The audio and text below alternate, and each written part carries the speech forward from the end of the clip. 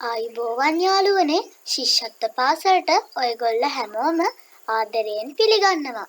ඉතින් අදත් දැනුම හොයන පුංචි අපුතුලින් ඕගල්ලන්ව හොයාගෙන ආවේ ශ්‍රී ලංකාවේ වැව් හා ඒවා කරවීමට මූලික වූ රජවරු ගැන ඔයගොල්ලන්ට කියලා දෙන්න. හොඳයි එහෙනම් අපි බලමු ශ්‍රී ලංකාවේ දැන් අපි ඕගොල්ලන්ට කියලා දෙන්න ආපු වැව් මොනවාද කියලා වගේම ඒවා කරපු මේ රජවරු කවුද කියලා. එතකොට යාළුවනේ මම ඔයගලන්ට කියලා දෙන පළවෙනි වැව තමයි අබය වැව. මේක ලංකාවේ පළවෙනි වැව විදිහට තමයි සැලකෙන්නේ. ඉතින් යාළුවනේ මේ වැව බසවක්කුළුම වැව කියලත් අබේවාපී කියලත් හඳුන්වනවා. මේක පිහිටලා තියෙන්නේ අනුරාධපුරයේ. එතකොට මේක කරලා තියෙන රජතුමා තමයි පණ්ඩුකාභය රජතුමා. ඉතින් යාළුවනේ අපි බලමු ඊළඟ වැව මොකක්ද කියලා. මේ තියෙන්නේ තිසා වැව. ඕගොල්ලන්ට පේනවා නේද මේ මෙතන තියෙන ලංකා සිතියමේ අපි ඔයගොල්ලන්ට තිසා වැව තියෙන තැන දක්වලා තියෙනවා. ඉතින් යාළුවනේ මේක කරලා තියෙන දේවානම්පිය තිස්ස රජතුමා.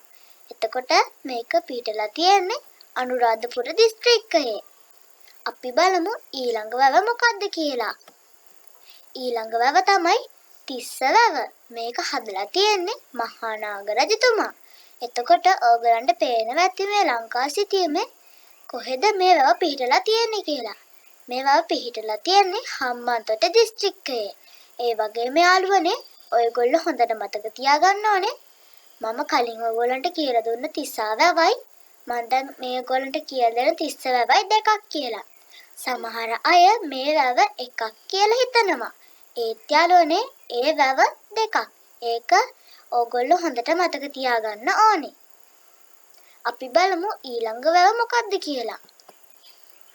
එතකොට යාළුවනේ ඊළඟ වැව තමයි කලා වැව. මේක කරවලා තියෙන්නේ ධාතුසේන රජතුමා. ඉතින් යාළුවනේ මේක පිහිටලා තියෙන්නේ අනුරාධපුරයේ දිස්ත්‍රික්කයේ. ඔයාලට පේන ඇති මේ ලංකා සිටියමේ ඒවා පිහිටලා තියෙන තැන ලකුණු කරලා තියෙනවා. ඉතින් යාළුවනේ මේ ධාතුසේන රජතුමා කරපු තවත් වැව කිහිපයක් තමයි යෝධ වැව, බළලු වැව වගේ වැව්. ඔයගොල්ලෝ මේකත් හොඳට මතක තියාගන්න ඕනේ. ඊළඟ වැව තමයි මින්නේරිය වැව. මේක කරවලා තියෙන්නේ මහසේන රජතුමා. ඉතින් යාළුවනේ මේ මින්නේරිය වැවට ඉන්න මිනිස්සු මින්නේරිය දෙවියෝ කියලා මහසේන රජතුමාට වන්දනාමාන කරනවා. ඒකත් ඔයගොල්ලෝ මතක තියාගන්න ඕනේ.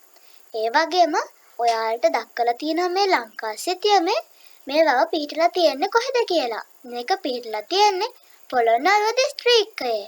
එතකොට මේ මහසේන රජතුමා හදපු වෙනත් වැව කිව්වොත් හුරුළු වැව, මහා කනදරා වැව, මාගල්ල වැව. ඕගොල්ලෝ මේකත් හොඳට මතක තියාගන්න ඕනේ. ඊළඟ වැව තමයි පරාක්‍රම සමුද්‍රය. ඕගොල්ලන්ට නමෙන්ම හොයාගන්න පුළුවන් මේක කරලා තියෙන්නේ මහා පරාක්‍රම බාහු රජතුමා. ඒ වගේම මේ ලංකා සිටියමේ දක්වලා තියෙන විදිහට මේක පිහිටලා තියෙන්නේ පොළොන්නරුව දිස්ත්‍රික්කයේ. ඊළඟ වැව තමයි සොරබොර වැව. ඉතින් යාළුවනේ අපි කලින් බලපු වැව හැම එකක්ම වගේ රජවරු තමයි හදලා තිබුණේ. හැබැයි මේ වැව නම් හදලා තියෙන්නේ රජවරු දැන් කවුරුත් නෙවෙයි. මේක හදලා තියෙන්නේ බුලතා කියන යෝධයා. මෙයා දුටුගැමුණු රජතුමාට බුලත් සපයපු යෝධයා කියලා තමයි සඳහන් වෙන්නේ. එතකොට මේකට බිම්තැන්නේ මුහුද කියලා හඳුන්වනවා. ඒ වගේම මේක පිහිටලා තියෙන්නේ බදුල්ල දිස්ත්‍රික්කයේ මහියංගනය ප්‍රදේශයේ. ඉතින් යාළුවනේ ඊළඟට අපි කතා කරන්න යන වැව තමයි තබ්බෝ වැව. ඉතින් යාළුවනේ බලන්නකෝ මේක හදලා තියෙන්නේ කාවන්තිස්ස රජතුමා. මේක පිහිටලා තියෙන්නේ පුත්තලම් දිස්ත්‍රික්කයේ. ඒ වගේම ඊළඟට අපි කතා කරන වැව තමයි කන්තලේ වැව. මේක හදලා තියෙන්නේ දෙවන අක්බෝ රජතුමා. මේක පිහිටලා තියෙන්නේ ත්‍රිකුණාමල දිස්ත්‍රික්කයේ. ඔයගලන්ට හොඳට පේනවා ඇති මේ ලංකා සිටියමේ මේක ත්‍රිකුණාමල දිස්ත්‍රික්කයේ තමයි පිහිටලා තියෙන්නේ කියලා. ඉතින් යාළුවනේ මම හිතනවා මම මේ කියලා දුන්න වැව සහ ඒවා කරවපු රජවරු ගැන ඔයගලන්ට හොඳට තේරෙන්නේ නැති කියලා. ඉතින් අපිව subscribe කරන්නත් අමතක කරන්න එපා. ඒ වගේම ඔයාලා මේකෙන් මොන හරි ඉගෙන ගත්තා නම් අපිට ලයික් කරන්න. ඒ වගේම අපේ අඩුපාඩු මොන හරි තිබ්බනම් නැත්තම් ඕගලන්ට අපිට කියන්න දෙයක් තියෙනවා නම් ඒවා අපිට කමෙන්ට් කරන්න.